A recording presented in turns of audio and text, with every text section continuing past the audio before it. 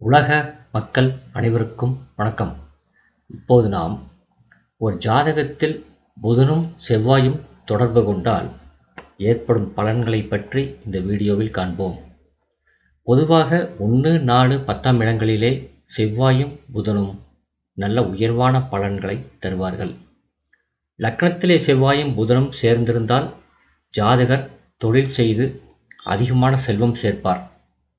நெருப்பு சம்பந்தப்பட்ட பொருள்களின் விற்பனையில் அவர்கள் முன்னணியில் இருப்பார்கள்.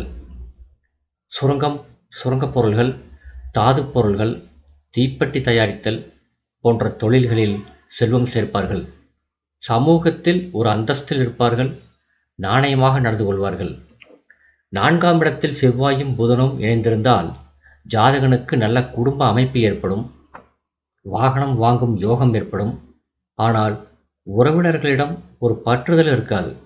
தனவசதி கிடைக்கும். சொந்த வீடும் அமையும் யோகமும் ஏற்படும்.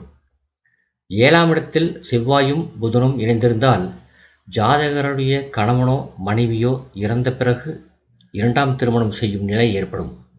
பொதுவாக இவர்கள் எதிர்வாதமாக பேசக்கூடிய குணத்தை கொண்டவர்களாக இருப்பார்கள்.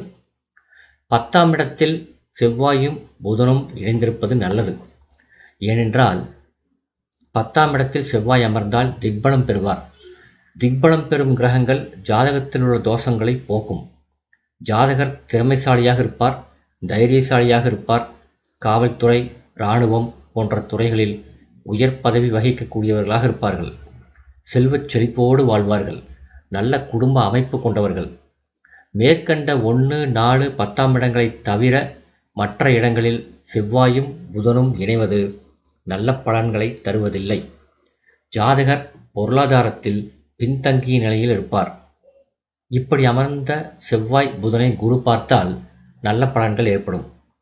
செவ்வாய் புதனை பொறுத்தவரையில் அவர்கள் அமரும் ராசி நல்ல ஆதிபத்தியத்தை பெற்றுள்ளதா, செவ்வாய் நல்ல ஆதிபத்தியத்தை பெற்றுள்ளாரா, புதன் நல்ல ஆதிபத்தியத்தை பெற்றுள்ளாரா என்பதை தீர ஆராய்ந்த பிறகுதான் பலன்கள் கூற முடியும். பொதுவாக செவ்வாயும் புதனும் ஒரு ராசியில் அமர்ந்தால் அந்த ஜாதகன் கண்ணியமில்லாதவனாக இருப்பான்.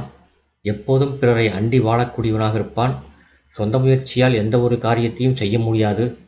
பிறருடைய பொருளின் மேல் ஆசை உள்ளவனாக இருப்பான் என்றுதான் ஜோதிட சாஸ்திரம் கூறுகிறது. செவ்வாய்க்கு 4, 7, 10ஆம் இடங்களில் புதன் அமர்ந்தால் ஜாதகனுக்கு நல்ல உயர்வான சம்பாத்தியம் கிடைக்கும். அதன் மூலம் வாழ்க்கை வசதிகளை பெருக்குவார்கள். நல்ல சுகபோகங்களை அனுபவிப்பார்கள். லாபஸ்தானத்தில் செவ்வாய் புதன் அமர்ந்தால் நல்ல உயர்வான பலன்கள் ஏற்படும். செய்தொழிலில் நல்ல ஆதாயத்தை பெருக்கி லாபம் கண்டு செல்வந்தர்களாக உருவாகுவார்கள். செவ்வாய் வீரதீர பராக்கிரமத்தை தரக்கூடிய கிரகம். எதிரிகளை வெல்லக்கூடிய ஆற்றலை தருவார். அசையா சொத்துக்களை தருவார். புதன் ஒரு சுபகிரகம். எந்த கிரகத்துடன் சேர்கிறாரோ அந்த கிரகத்தின் குணங்களை கிரகித்து பலனை தருவார். புதன் பொதுவாக செவ்வாயும் புதனும் கேந்திர திரிகோணங்கள் தவிர மற்ற இடங்களில் அமர்ந்தால் நல்ல பலன்கள் தருவதில்லை. செவ்வாய் புதன் இருவரையும் சுபகிரகங்களான குரு, சுக்கிரன் பார்த்தால் நன்மையான பலன்கள் நடைபெறும். தீய கிரகங்கள் பார்த்தால் தீமையான பலன்கள் தான் நடைபெறும். திரிகோணங்களான 5, 9இல் செவ்வாயும் புதனும் அமர்ந்தால் சுபகிரகங்களான குருவோ சுக்கிரனோ இணைய வேண்டும் அல்லது பார்க்க வேண்டும்.